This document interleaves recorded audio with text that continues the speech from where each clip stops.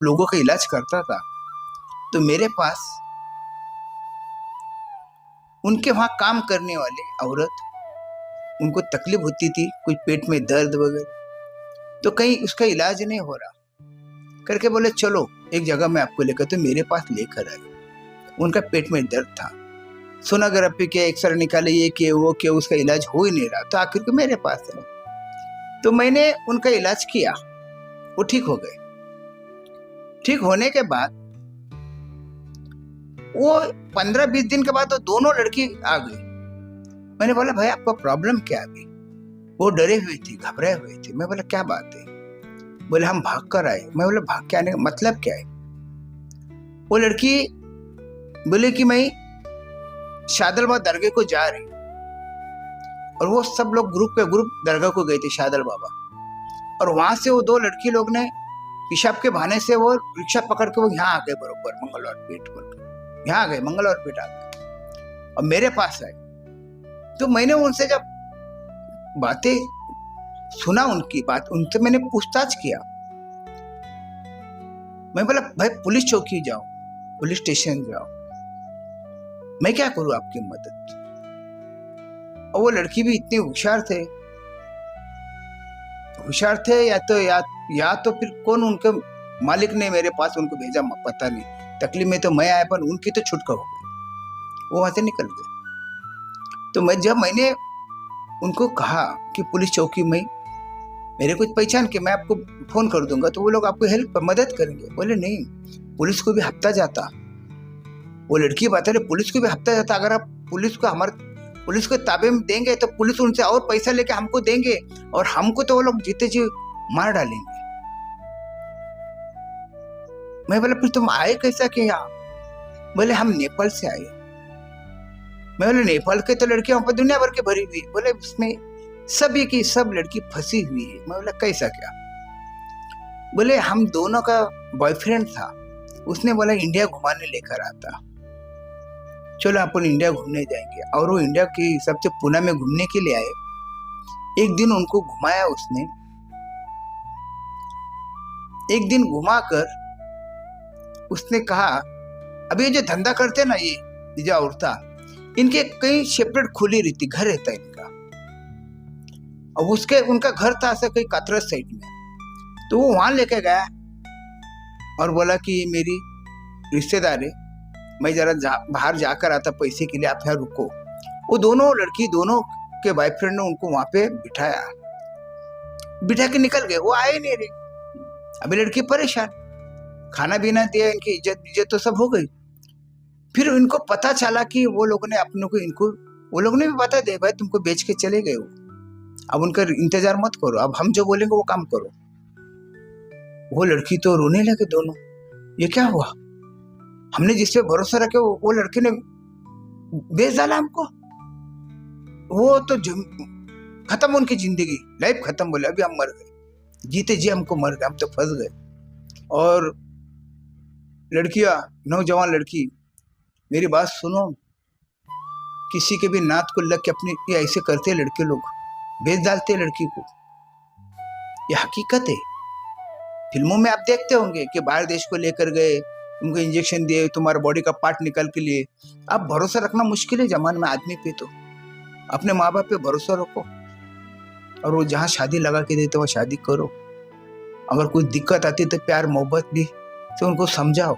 इसे कोई लड़के का नात को लगकर तुम घर से बेघर हो जाते, माँ बाप तो मर जाते जीते जी, और तुम भी मर जाते हो ऐसे लड़के लोग को नात को लगकर। वो दोनों हरामखोर ने वो दोनों लड़की को बेच के निकल गए, और वो लड़की के ऊपर वहां पे जुल्म किए, उनको मारे पीटे बहुत सारा, उनको दारू पिलाई, ये के वो के, उनके हाल के बेहाल कर दिए, और उनको धंधे पे लगा दिए।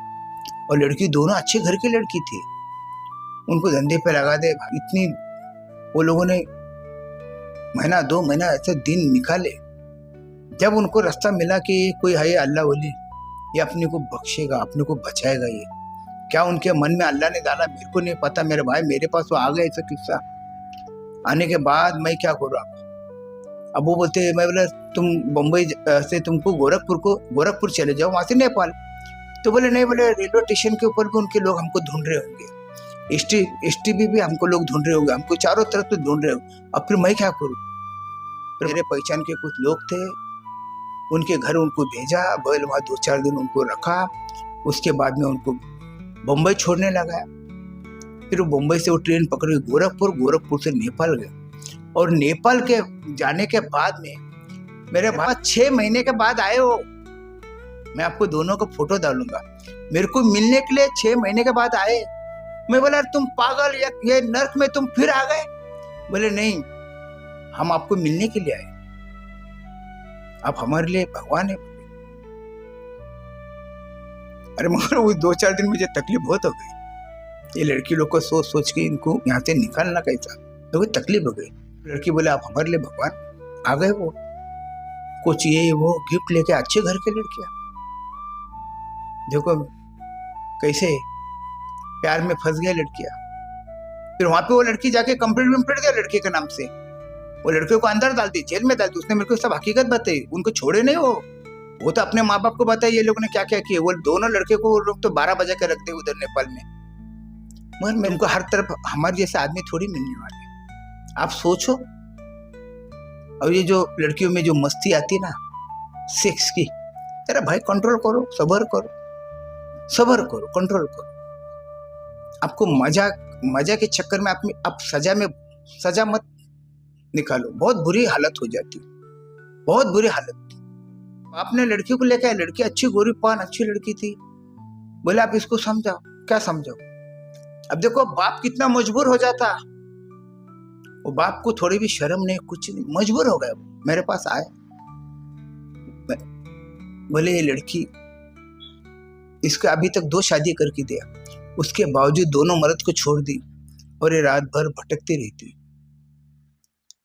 मैंने वो लड़की को सेपरेट लेके जब उससे मैंने बातें किया, वो बोलती मेरे को एक आदमी से मेरा मन शांत होता नहीं, अब मैं क्या करूं, मेरे को बताओ। जब तक मेरा मन शांत होता ना, मैं भी बेचैन हो जाती। बोले वो लड़की ऐसी जवाब दे रही, अब क्या जवाब दे उस लड़की को? जवाब यही मेरे भाई, तुम इंसान को पेट क्यों आए ले, तुम अपनी जिंदगी बर्बाद मत करो। जो कई बहुत से औरतें खुद होके भी वेश्यालय में जाके बैठ गए, जिनको लोग लाते बेच देते, वो बात अलग है। कोई औरतें शौक से वेश्यालय में जाके बैठ गए, ना बाद में उनको समाज स्वीकारता, ना कोई स्वीकारता। इज्जत तो उनकी गई। ये समाज है भाई, ये हिंदुस्तान है, यहाँ पे बहुत सोच समझ के रहना पड़ता है यहाँ पे। और फिर बाद में वो औरतों के मैंने देखा, कई औरतें उस बुधवार पेट के बाहर सड़ते हुए अपनी जिंदगी बुढ़ापे गुजारे रोड पे, और वो वहां पे जाके फिर क्या करते, जब उनको एक बार उम्र हो गई तो कौन पूछ रहा उनको, कोई नहीं पूछता, ना बाल ना बच्चे। उनको माँ बाप सब छोड़ छाड़ के यहाँ पे अपनी ऐश की जिंदगी में आए ले औरता।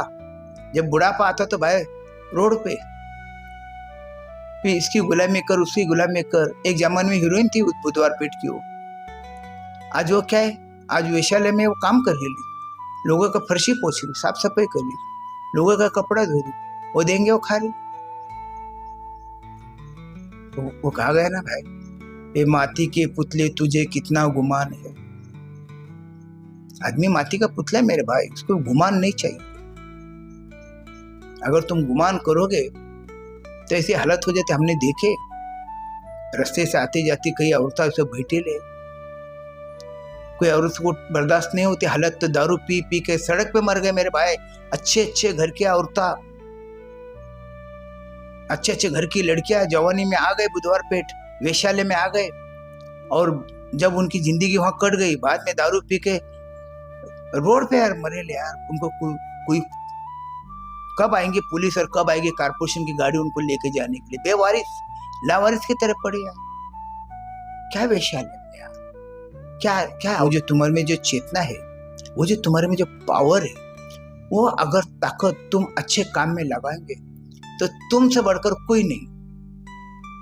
ऐसी औरत अगर उसकी मस्ती, अगर वो कभी अच्छे काम में लगा देंगे ना, उससे बढ़कर कोई नहीं। पीटी उषा 1 नंबर रनर, उसके बाद में हिंदुस्तान में ऐसी कोई औरत नहीं हुई, इतनी दौड़ने वाली औरत। आंख में मस्ती थी, मस्ती, ये दौड़ लगाती थी, आदमी भी पीछे, इतनी शेरनी की तरह दौड़ती थी पीटी उषा।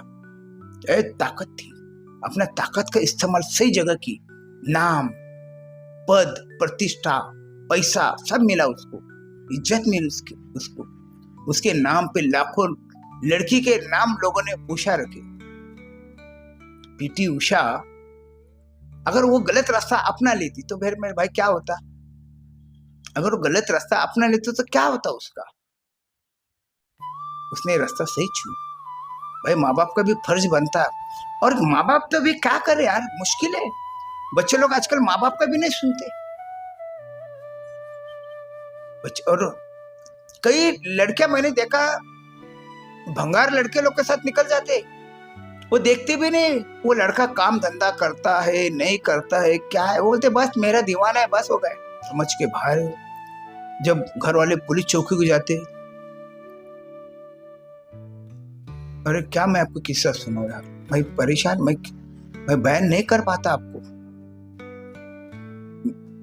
मेरा दिल नहीं होता। एक लड़की थी हमारे यहाँ पे, मेरी जवानी के टाइम की मैं बात कर रहा हूँ, इतनी हैंडसम लड़की, स्कूल जाती थी, कॉलेज नहीं था, स्कूल जाती थी वो लड़की, हैंडसम। अब एक लड़का था छपरी, वो डांस करता था रोड पे, वो उसके पीछे पड़ा। वो लड़की ने, उसका लड़की तो बहुत समझदार थी लड़की, वो लड़की बोली गोने मेरे पीछे पड़ा, हटा, हकल दे। लड़की ने ये की, लड़की की कोई गलती नहीं, पर जब लड़की का भाई को पता चला तो वो भाई ने वो लड़के को, उसने ये किया, पर लड़का भारी निकला वो डांसर, उसने बोला जा चल हटा, वो ड्रिंक किया।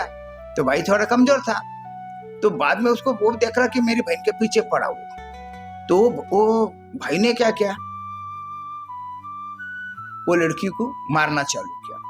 वो लड़की बोली कि उस लड़के के साथ मेरा कोई रिश्ता नहीं है, मैं उसको देखती भी नहीं, अब वो देखता वो करता वो बात अलग है, पर मैं कहाँ देखती। तो भाई ने मारा, फिर माँ को उसने, वो उसकी माँ ने भी उसको गाली गलौज की।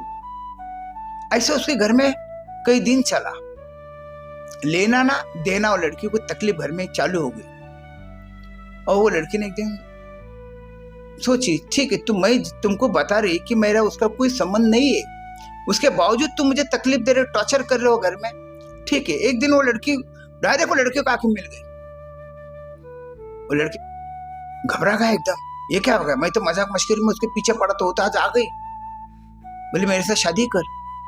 अब वो लड़का घबरा गया, और घबरा जाके उसने एक दोस्त के पास वो लड़की को रखा।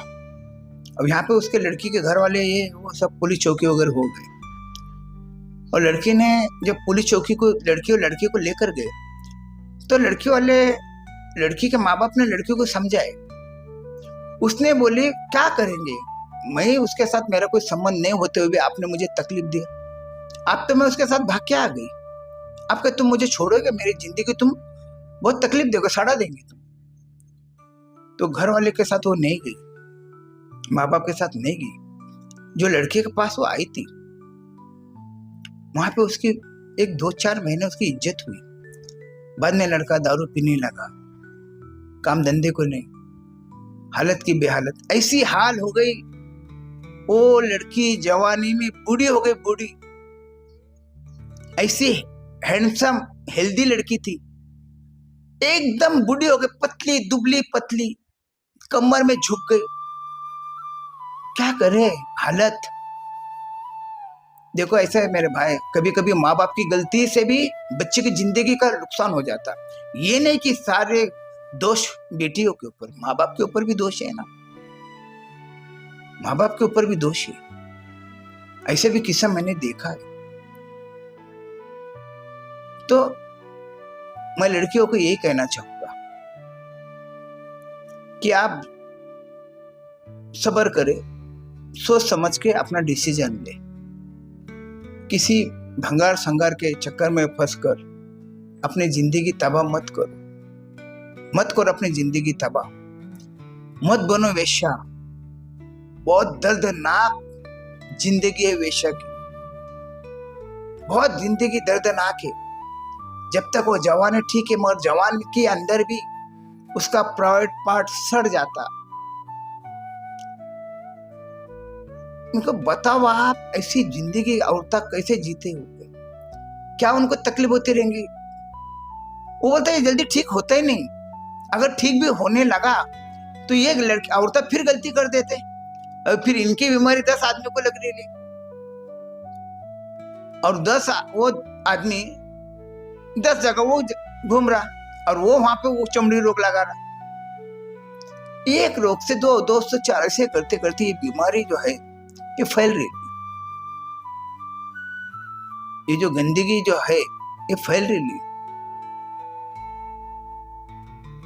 तो यही मेरा कहना है लड़कियों को कि भाई आप अपनी जिंदगी की जो अच्छी तरह से जो अपनी जो ताकत है वो अच्छे काम में लगाओ, आप कामयाब होंगे, आप आदमियों से भी आगे जाएंगे। मैंने देखा है भाई कुश्ती के अंदर भी मेरे देश की लड़कियां आदमियों से कम नहीं है। बहुत से गेम है, एक बार लड़के आगे निकल गए ना, किसी का बाप को नहीं सुनेगी, वो ऐसी शेरनी बन जाती हो। आदमी कुछ ना उसके आगे, उसको मौका दो और उसने भी मौका लेना चाहिए। तो आज इतना ही।